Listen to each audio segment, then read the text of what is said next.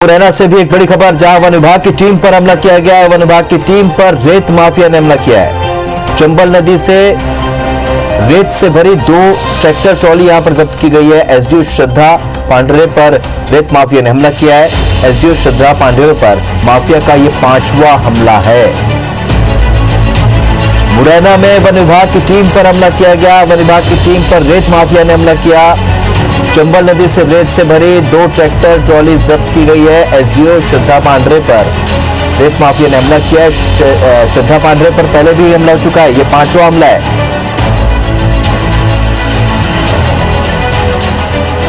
तो हौसले बुलंद है रेत माफियाओं के।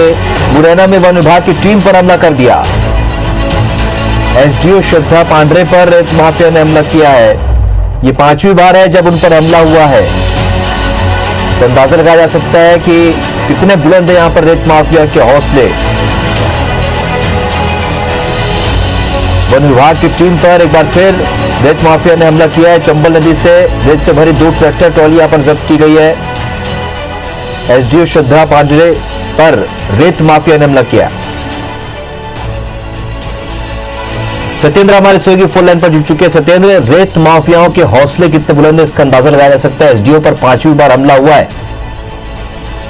बिल्कुल, लगातार देखा जाए तो रेत पर जिस तरीके से एसडीओ जो वन विभाग की श्रद्धा पांडे वो लगातार कार्रवाइयां कर रही है, और उसके साथ देखने में ये भी आता है कि लगातार उन पर हमले लगातार हो रहे हैं। कल रात को भी वन विभाग की टीम एक ट्रक पकड़ने का प्रयास किया था, तो उनको भी कुचलने का जो रेत का जो भरा ट्रक था, जो माफिया थे, उन्होंने कुचलने का भी प्रयास किया था। और देखने में आया कि सुबह भी जिस तरीके से वन विभाग की टीम ने आज कार्रवाई की है, और हालांकि 2 ट्रैक्टर उसमें सफलता हासिल की है। हालांकि जो गांव आसपास के जो माफिया थे वो एकत्र हुए और उन्होंने हमला करने का प्रयास किया, लेकिन चूंकि वन विभाग बिल्कुल अलर्ट पोजीशन में चल रहा है, अगर सामने से भी अगर माफिया पूरी तैयारी, तो ये लोग भी पूरी तैयारियों से ही चल रहे हैं। देखते हुए माफिया वहां से मौके से फरार हो गए, और वन विभाग की टीम ने 2 ट्रैक्टरों को जब्त करके उनको रास्ता करने की कार्रवाई की जा रही है। हालांकि अभी वो जो ट्रैक्टर है उनको रेंज में रखवाया गया है, हालांकि और जो कार्रवाई है वो लगातार जारी है। चंबल जो नदी से उत्खनन करने वाले लोग हैं, और जिस तरीके से हमला बराबर अगर एसडीओ से बात की जाए तो उनसे लगातार बात की जाती है, तो वो ये कहती है कि माफियाओं पर बिल्कुल अंकुश ही लगाकर ही कार्रवाई में वो लिया जाएगा। और राजनेताओं को भी लगातार वो अपील करती है कि इस पूरे घटनाक्रम में राजनेता भी उनका सहयोग करें, और जिस तरीके से वो माफियाओं का सहयोग करते हैं उससे अच्छा तो माफियाओं पर अंकुश लगाने के लिए वन विभाग का भी सहयोग लगातार किया जाएगा। बिल्कुल सत्येंद्र, जिस तरीके से संरक्षण इन्हें मिला हुआ है, साफ तौर पर समझ में आता है जो हमले हो रहे हैं, और खासतौर पर एसडीओ पर 5वीं बार हमला, ये बताता है कि कितना संरक्षण इन्हें मिला हुआ है। इस चर्चा के लिए बहुत बहुत शुक्रिया सत्येंद्र आपका। हमला किया है। चंबल नदी से रेत से भरी 2 ट्रैक्टर ट्रॉली जब्त की गई है। एसडीओ श्रद्धा पांडरे पर रेत माफिया ने हमला किया है। आपको बता दें कि एसडीओ श्रद्धा पांडरे पर माफिया का ये 5वां हमला है। तो इसे समझा जा सकता है कि किस तरीके से माफियाओं के हौसले बुलंद हैं। लगातार एसडीओ पर ये 5वां हमला है। श्रद्धा पांडरे माफियाओं के खिलाफ सख्त कार्रवाई लगातार कर रही हैं, और चंबल इलाके में माफिया के हौसले किस कदर बुलंद है। तस्वीरें हम आपको दिखा रहे हैं मुरैना की। ये माफिया आखिर कब पस्त होंगे। पहले तस्वीर में आपने देखा कि पत्थरों को गिरा रहे हैं, और दूसरी तस्वीर हम आपको दिखा रहे हैं वन विभाग की टीम पर फायरिंग की गई, और तीसरी भी तस्वीर मुरैना की है जहां पर माफियाओं के हौसले बुलंद है। कार्रवाई करने गई टीम पर माफिया ने हमला कर दिया। तो किस तरीके से माफियाओं पर रोक लगेगी, माफियाओं पर अंकुश लगेगा, आखिर किसके संरक्षण में इस तरीके से हौसले बुलंद है, बहुत सारे सवाल इन तस्वीरों के माध्यम से उठते हैं। कोई अधिकारी अगर ईमानदारी से कार्रवाई करने पहुंचता है तो उस पर लगातार हमला होता है। श्रद्धा पांडे पर 5 बार हमला हो चुका है। तो चंबल इलाके में किस कदर हौसले बुलंद है माफिया के, तस्वीरें अपने आप में बयां कर रही है। रेत और पत्थर माफिया ने फिर से हमला किया है। 5वां हमला है ये श्रद्धा पांडे पर।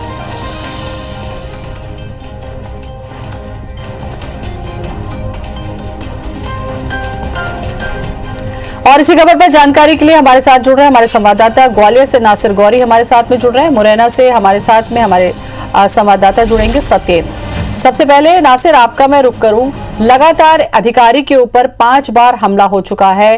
क्या वजह है कि एक्शन नहीं लिया जा रहा है? माफिया इस तरीके से अपने हौसले बुलंद किए बैठे हैं। देखिए, ये कहना गलत है कि एक्शन लिया जा रहा है, उसका रिएक्शन ही ये हो रहा है कि वो हमले हो रहे हैं लगातार। क्योंकि जहां पर पुलिस कभी नहीं पहुंचती थी, प्रशासन की टीम कभी नहीं पहुंचती थी, वहां पर जो श्रद्धा पांडे है वो पहुंच रही है, एसडीओ, और उनका लगातार खौफ है। तो ऐसे में जो खनन माफिया लगातार उनसे टकराव कर रहे हैं, ऐसी लगभग 1 दर्जन से ज़्यादा घटनाएं हो चुकी हैं जहाँ पर आमने सामने फायरिंग हुई है।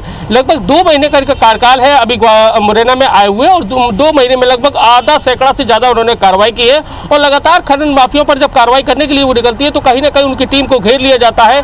और कल खुद मैं रात में उनके साथ में मौजूद था, लाइव रेड की थी, और उस दौरान उनकी टीम को कुचलने की कोशिश जो रेत माफिया है उन्होंने की थी, और अभी भी ये कोशिश की गई। तो या इस तरह की ये 6वीं घटना है कि जब उन पर सीधे तौर पर हमला करने की कोशिश की गई।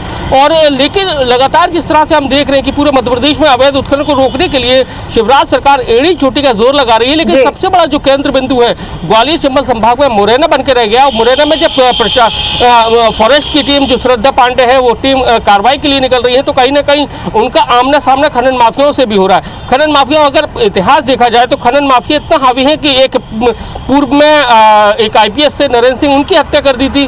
तो एसडीओ लगातार ये जा रहे हैं। और लेकिन एक बात बहुत अच्छी एसडीओ ने कही है श्रद्धा पांडे की, जीना और मरना ऊपर वाले के हाथ में, लेकिन वो जब तक रहेंगी वो अपने क्षेत्र में खनन होने नहीं देंगे। ये अधिकारियों का ये जो जज्बा है नासिर, ये काबिले तारीफ है, क्योंकि ऐसे इलाके में कार्रवाई करना जहां पहले ही माफियाओं के द्वारा जान ले ली गई हो अधिकारियों की, ऐसे में लगातार कार्रवाई करना काबिले तारीफ है। सत्येंद्र हमारे साथ में बने हुए हैं। सत्येंद्र, अगर चंबल इलाके को देखा जाए, माफियाओं को देखा जाए, खनन माफिया, पत्थर माफिया, तमाम जो माफिया है, आखिर ये इतने हौसले इनके बुलंद क्यों हैं? क्यों अधिकारियों से नहीं डरते, पुलिस से नहीं डरते? आखिर ऐसे में नकेल लगेगी कैसे?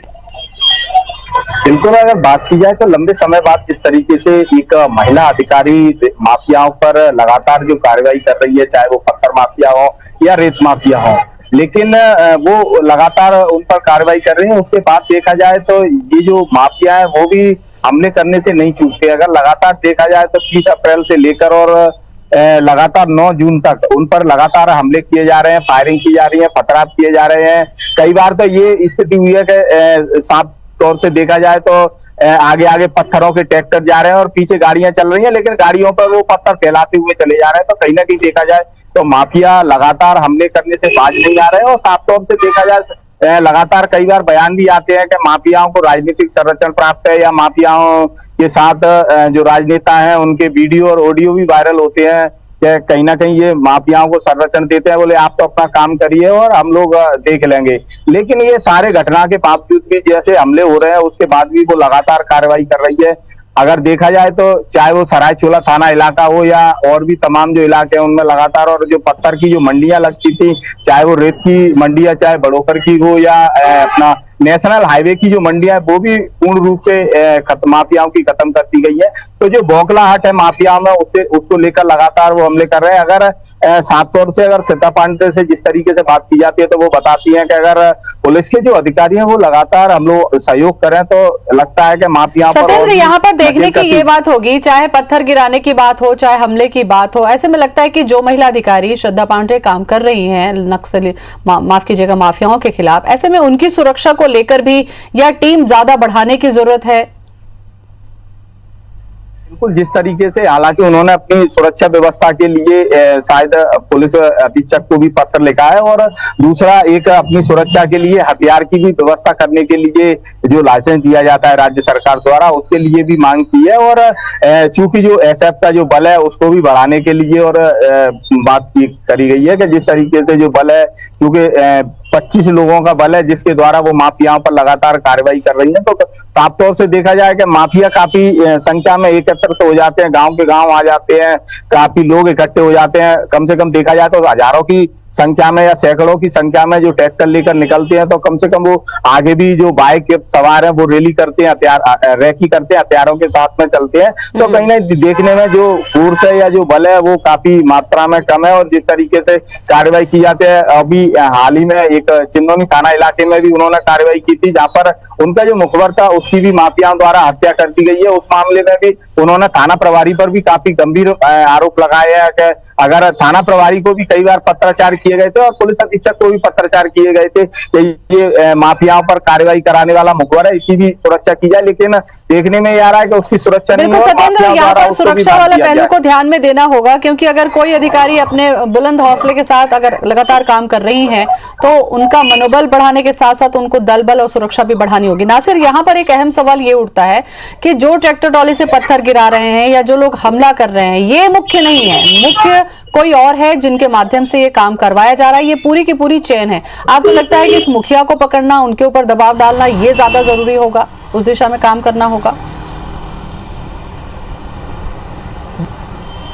बिल्कुल ज़रूरी यही है। और जैसा कि जो श्रद्धा पांड्रे हैं उनका खुद कहना है कि जो चंबल में अगर देखा जाए तो मुरैना में खासकर जो राजनीतिक लोग हैं उनका संरक्षण प्राप्त है, इन लोगों को जो माफिया है उनको संरक्षण प्राप्त है, क्योंकि जब भी वो कोई कार्रवाई को अंजाम देने के बाद वापस जो ट्रैक्टर ट्रॉली है या फिर डंपर है उनको जब्त करके लेकर आती है, तो उसके बाद राजनेताओं के लगातार उनके पास फोन आना शुरू हो जाते हैं कि उनकी छोड़िए। तो इस तरह का उन्होंने कई और सबसे बड़ी बात यह है कि पुलिस भी उनका सपोर्ट नहीं करती है। इन्होंने उस बात को खुल के बोला है, क्योंकि उन्होंने घटना का जिक्र किया कि एक चिनौनी थाना क्षेत्र के जो थाना प्रभारी उन्होंने सीधा एलिगेशन लगाया है कि जब उन्होंने कार्रवाई की और उसके कहा कि जो उनका मुखबिर है जो उनको सूचना देता कि जहां पर अवैध उसकी सुरक्षा की जाए, लेकिन उसकी सुरक्षा नहीं की गई और उसके दो या तीन दिन बाद उसकी डेथ हो जाती है, माफियाओं के द्वारा कर दी जाती है। तो ये सबसे बड़ा सवाल है। उन्होंने खुलकर सवाल खड़े किए हैं कि जो यहाँ की जो पुलिस है कहीं ना कहीं उसका सपोर्ट भी उनको नहीं मिल पाता है, जिसके कारण पूर्ण रूप से जो अंकुश लगना चाहिए खनन माफियाओं पे वो नहीं लग पा रहा है और जिसके कारण लगातार हौसले बुलंद हैं, क्योंकि अभी भी वो कार्रवाई करने के लिए जाती है तो कहीं ना कहीं जो खनन माफिया है वो बंदूकों से लैस होते हैं, उनकी फायरिंग करने की कोशिश करते हैं, लेकिन कहीं ना कहीं उनका जो हौसला है वो उसके आगे पस्त हो जाते हैं। क्योंकि हमने अभी तक जो जितनी भी कार्रवाइयां पर चंबल में देखी तो हमेशा अक्सर खबर यही आती थी कि वन विभाग की टीम गई पकड़ने के लिए गई या पुलिस विभाग की टीम गई तो पिटकर वापस लौटी, लेकिन सामान की जब्ती नहीं की। लेकिन श्रद्धा पांडे एक ऐसी महिला है कि वो जब कार्रवाई करने के लिए जाती है तो चाहे कुछ भी हो जाए, दोनों तरफ से फायरिंग हो, लेकिन वो वहां से जब्ती करके ही वापस लौटती। ये सबसे बड़ी बात है, क्योंकि अक्सर देखते थे कि टीम वापस लौटना पड़ती थी, भागना पड़ता था टीम को, लेकिन ये पहली बार देखने को मिल रहा है कि जब टीम रात सात करके लेके आ रही है, भले ही उसको फायरिंग करना पड़ रही हो, भले ही आमने सामने गोलियां चल रही है, लेकिन आखिर में जीत जो हो रही है वो फॉरेस्ट की टीम की हो रही है, यानी कि टीम की हो रही है। तो ऐसे में सपोर्ट करने की बेहद जरूरी बात है कि जो उन्होंने कहा है कि पुलिस का अगर पूर्णतः उनसे सपोर्ट मिले कार्रवाई में तो कहीं ना कहीं जो चंबल सेंचुरी में जो इतनी बड़े रूप से जो खनन हो रहा है उस पर अंकुश लग सकता है। सत्येंद्र हमारे साथ में बने हुए हैं। सत्येंद्र, आपने सुना नासिर को, एक तरफ अगर राजनीतिक संरक्षण है, जब्ती के बाद उसको छुड़ाने की बात सामने आ जाती है, क्या यही एक वजह है? फिर ऐसे में अधिकारी करेंगे भी क्या? अधिकारी भी यहाँ पर लाचार हो जाएंगे और यही वजह है कि इतने लंबे समय से ये स्थिति रही है जिस पर अब श्रद्धा पांड्रे काम कर रही है। नहीं, बिल्कुल साफ तौर से देखा जाए तो श्रद्धा पांड्रे ने जिस तरीके से अभी आगरा हाल ही में राजस्थान में एक ट्रक जो पकड़ा था,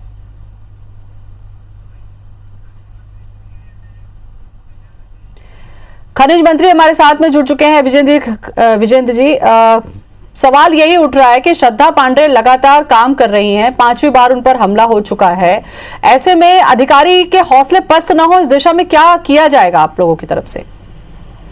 हमारे जहाँ तक कोई हमारे अधिकारियों के ऊपर या कोई भी ऐसी चीजें जो वारदातें होती थी, माफिया सक्रिय थे, उसके लिए अभी गवर्नमेंट ने फैसला लिया है कि हम होमगार्ड और पुलिस के जवान अब हमें अलॉट हो रहे हैं माइनिंग डिपार्टमेंट को, जिससे कि ये माफिया जो एक टेरर और भय जमा के और अपना गुंडागर्दी करके जो भी चीजें करते हैं उस पर हम अंकुश लगा पाए।